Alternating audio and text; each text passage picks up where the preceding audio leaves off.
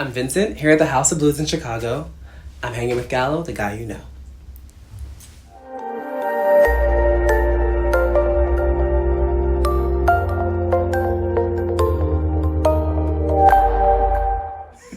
What's up? It's Nick Gallo, the guy you know. I'm here with the one and only Vincent. Hi. What's up? First of all, how are you? How's life? I'm very cold.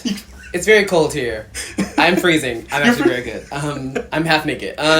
No, I'm actually really good. I love Chicago, and I've been here a couple times before to play some shows, and so it's always been one of my favorite cities because the energy's wild. Yeah. I'm really good. This is the second to last day of the tour. I feel happy about everything. Yeah, I was gonna say, like, how's the tour been? Because I know we'll talk about it after, but how's just this tour been right now? Yeah. Well, this tour has been actually great. This is probably one of my favorite tours I've done so far because of the team. Max's team has been so welcoming and so warm to me. And every show has gotten better because his fans are so dedicated to him. And I'm always a little nervous when you go out there and you're opening. You're like, hope you like me. Don't hate me. Love you so much. But you get out there and they've been nothing but receptive and so kind and so open to my music and me as a human being. And so it's been really, really great. I've been freezing every city we've gone to. I will not lie to you, I'm not a winter girl. But it's been really, really good. I mean, it's been one of the best tours I've had all year. Yeah, you've been killing. Like, one thing I respect about you that you've done this year, because I feel like in this day and age, music it's put out like every friggin' week by the same, like a new artist. But the same artist, but like a new song every week. Isn't it and crazy? I love that you took this year to promote your project. It's nuts. Yeah, it like mind boggles me that people are like, I want a new project. I'm like, they just released a full project. Like, I'm also so old school because me too. I love when records come out. Yes. And every song on my record is a single in my head. Obviously, this is not the way it works in music, and you get like 4 or 5 singles, hopefully, from an album. Yeah. But I was like, I'm not going to do this thing where I've made this entire body of work and it goes to waste. And the thing about me is, you know what I sound like, you don't know what I look like. Yep. And my allure, I guess, has always been my live shows. Like, once I'm in front of you, I can really portray what I'm trying to get across to you. It comes across in the music, and I think that's amazing. But I love being on stage. Yeah. And I was like, if I'm going to go out on tour, I don't want to put out new music. I want them to know the basis and the foundation of who I am as an artist. And so that's what I've been doing this last year. And I appreciate that because, like, you know what to expect. Yeah. On tour, because I hate when you go on a tour and it's so much music released. You're like, are they gonna perform my favorite B-sides? Yeah, you're like, I don't know any fucking songs. Exactly. Like, okay, well, I guess it is what it is. Very that. But I'm old school. Like, I like the interludes. I miss that stuff and a full LP, not just EP after EP after single after single. I'm like, which I get because music is so fastly consumed these days. But it's also like the idea of sitting down and making an entire body of work is so gratifying to me personally. Yeah. And this is my first album, and I was like, I will not let it go to waste.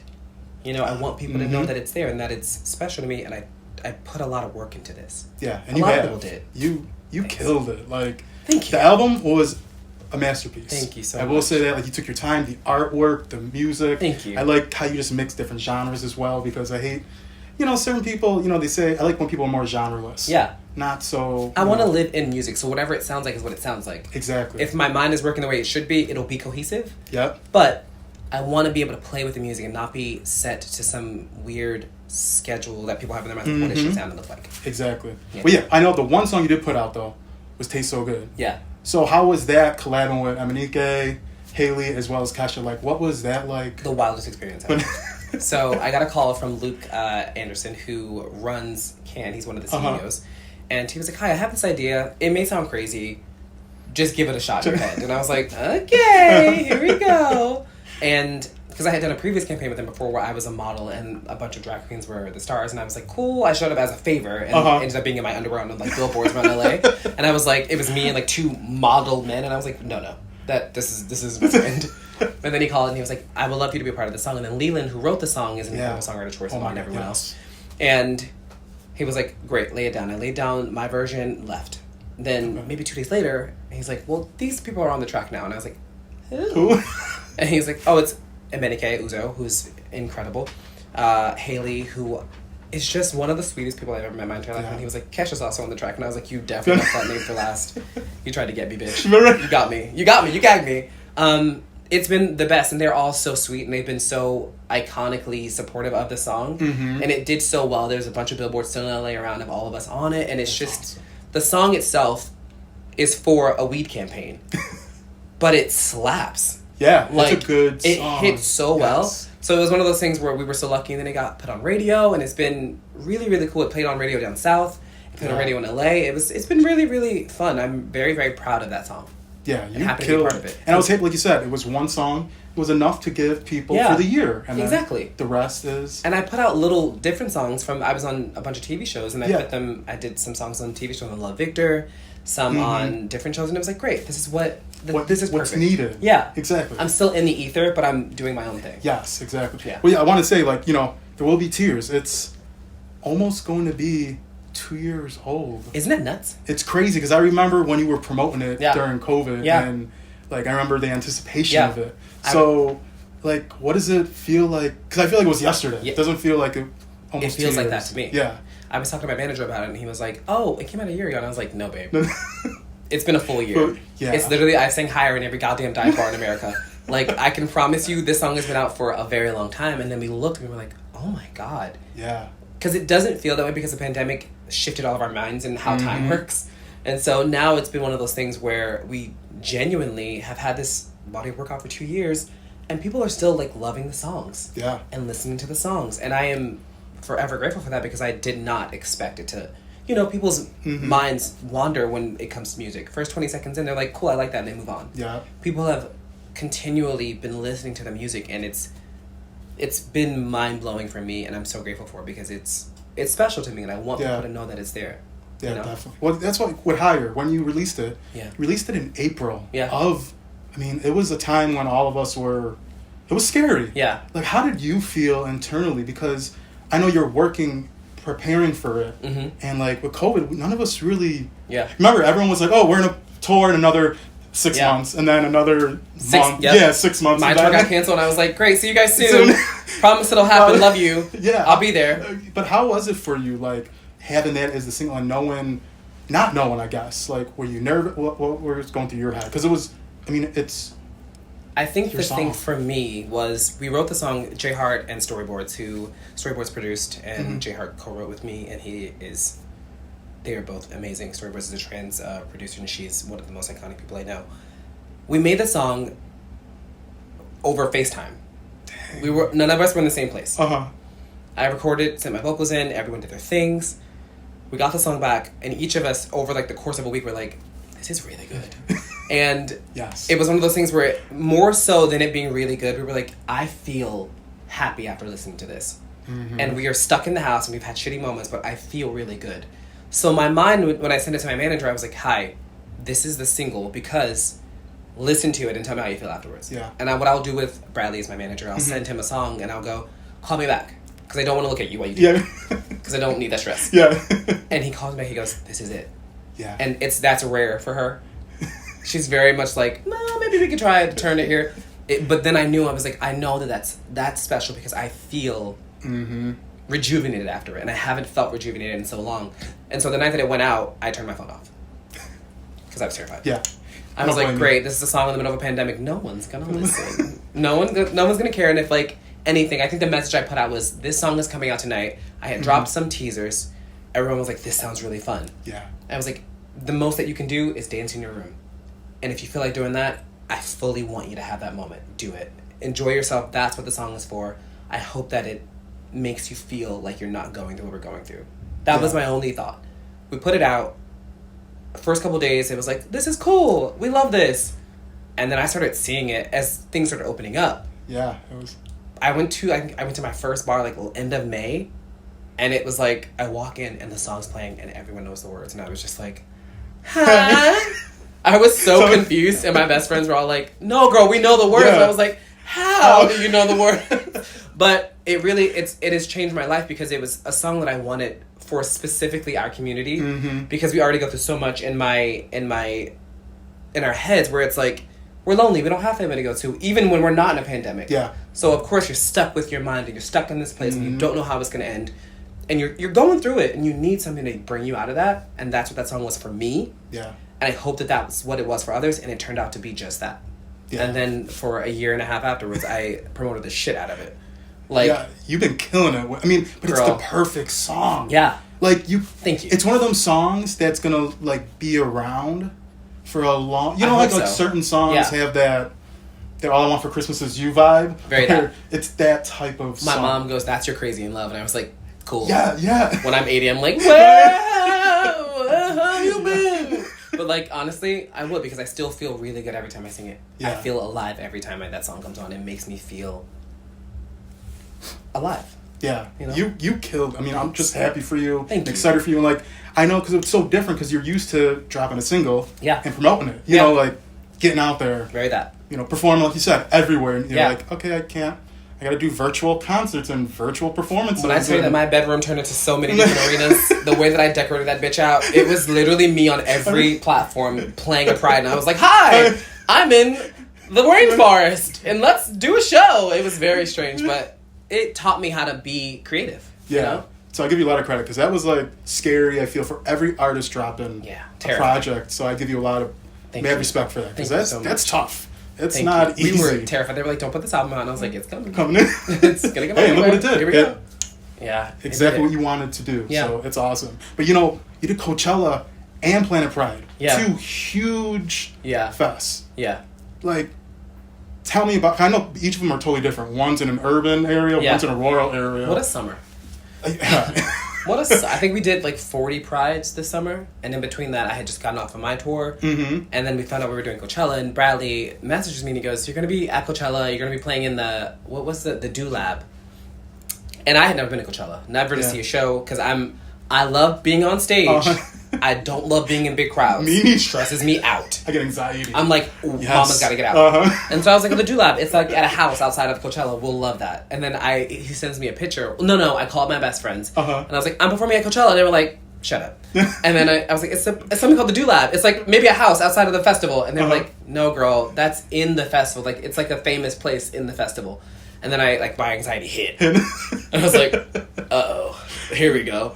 And then we did that, and Rebecca Black graciously had us there, and it was one of those moments where, for the first time in a very long time, I was gobsmacked. Yeah. I'm usually not shocked by a lot of things, but I had always wanted to do Coachella, you know? And I think the best thing about that was, it wasn't in the way that I expected. Mm-hmm.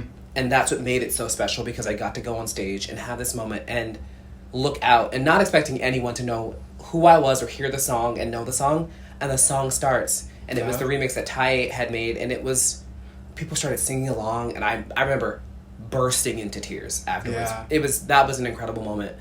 I hope to go back. It was one of my favorite things I've ever done in my life, hands down. Planet Pride was the craziest day of my entire life, because that morning, we were in Virginia. Oh, it was one of those doing days. A full show. Oh. And so, my manager goes, hi. Because the night before, we were in another state. We flew over... Did Virginia. As soon as we finished the set, I go, oh my God, thank you so much. Love it being here. Have to run. You see, there's a video of us running off stage, jumping into this van, going to this little airport, hopping in this plane, flying straight to New York. I'm on the phone with Jordan, who's our day-to-day, and literally, it's chaos. I'm like, Jordan, we're almost there. We're on our way. We're in the car. We get there. I look crazy. Haggard. And I'm like, here we go. And in my mind, I was like, oh, there's like 5,000 people here. Yeah. It'll be sick. That's so much fun. Mm-hmm. Wrong. How many people? 8,000? 9,000? It was... That photo was intense. Just looking at it for you. There's a picture in there. If you look hard enough, you'll find it.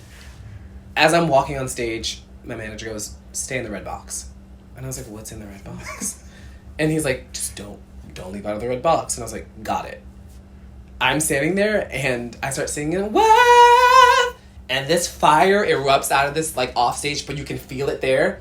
If there's a part of the video where I turn around and I look at Ty and I go, help me! And it's literally one of the scariest moments of my entire life, but it's so funny as well that it was so special because I didn't understand what was happening, but it was like, stay in the red box. Yeah. And I was like, cool, got it. We're in the red box, we're gonna have a moment. This is the red box.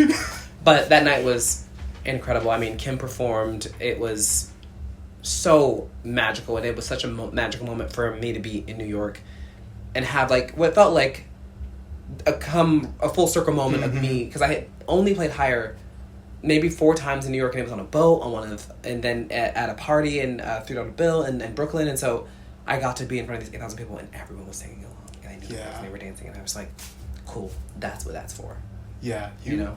You can, like, and I was so excited for you because I think everyone was excited because those were like the first festivals back where people could, I mean, because I'm not going to lie, I was depressed. I was watching videos on my phone like, I don't think I'll ever see a live concert again because we didn't know. Tears. I was depressed. And I think it was that much better for artists to have the crowds because everyone was so like living their best life. Yeah. The artist and the audience because it's like we don't know. Very much. It was like I mean, all of us were just like, we don't know when we're going to be able to do this again. Mm-hmm. So the best we can do is give people things online. And if shows do open up, get there. Yeah. It doesn't matter how much it pays. Doesn't matter where it is. Get there. Do the show. It's going to save your life. Yeah. You know? Well, then, like you said, I know your tour got postponed, but then the Getaway Tour did happen in May. Yeah. So how was that just, having to come to life? Like you said, your first full LP.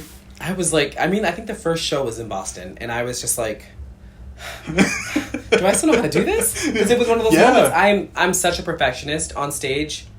I rehearse and I rehearse and I rehearse and I want it to be good.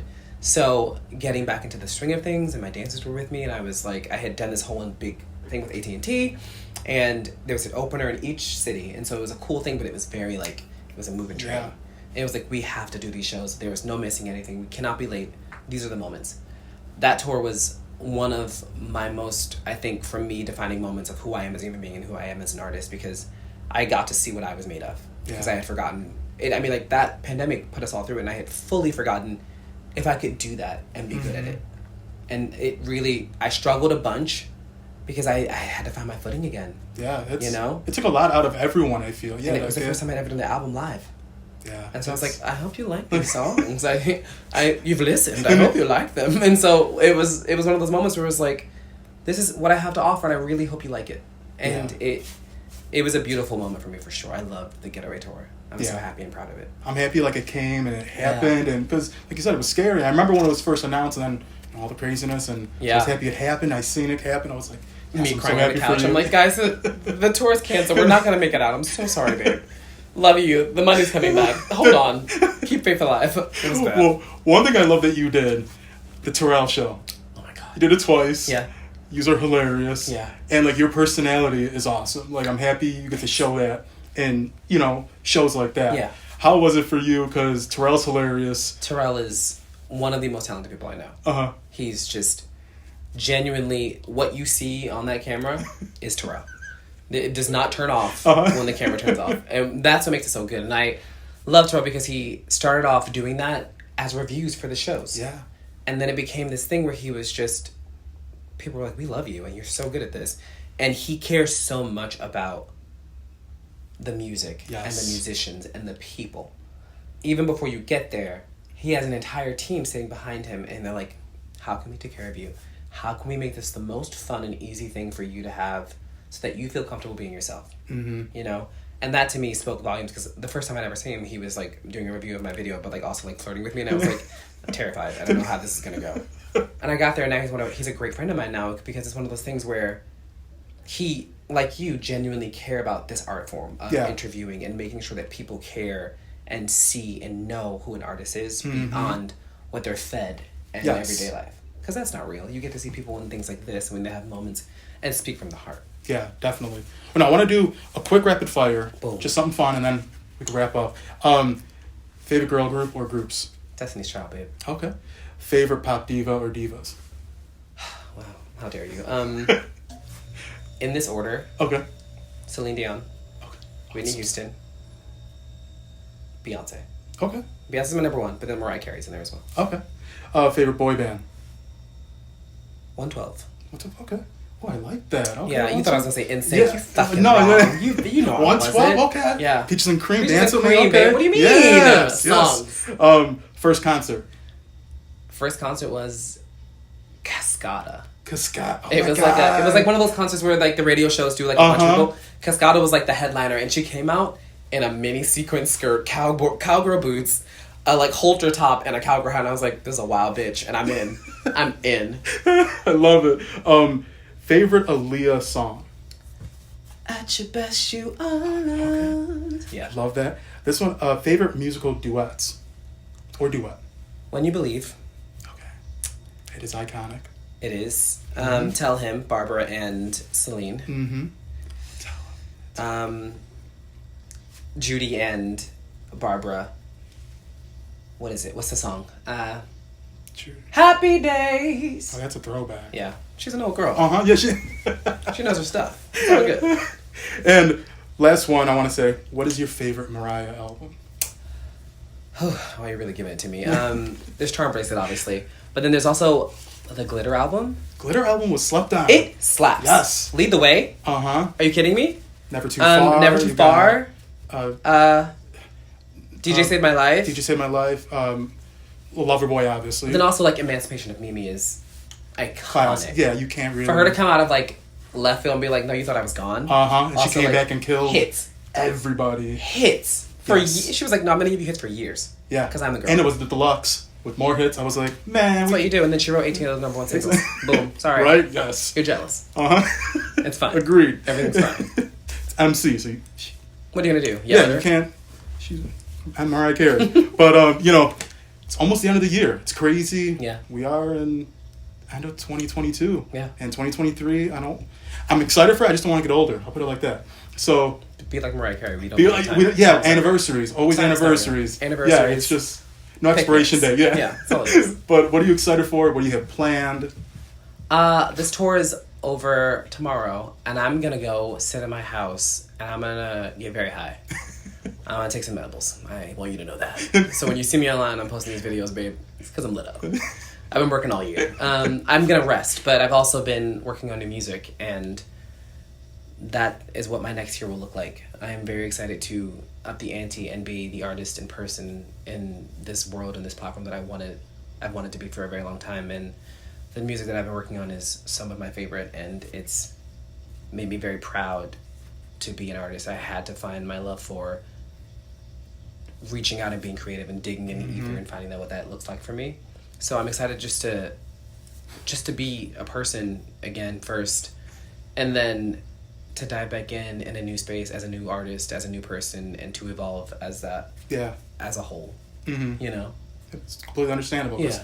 You've been going this year. I have. I'm very ready to lay down. Yeah. I don't give you credit for that. Also, we got a show to do, babe. Yeah. So we'll do that after the shows. Well, no, Vincent, I want to thank you so much, and I wish you all the best of luck. I'm so proud and happy for you, just seeing your journey. Thank you. Because you've been killing it. You've been consistent. You haven't been I'm trying. And through a pandemic, you killed it through everything.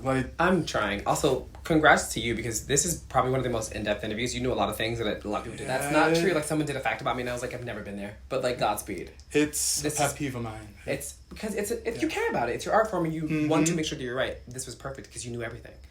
And you also made it easy. You made it easy for me to talk, and I love to talk. I love to hear myself speak. I do love it. I mean, hey, that's good. We're in this business, so... I need to shut up most of the time, but I love it. No, thank you for doing this. It's very special for me, so I love it. Thank you. And it's Nick Gallo, the guy you know. You're with Vincent. Have a good night. Yeah, that's a pet peeve of mine.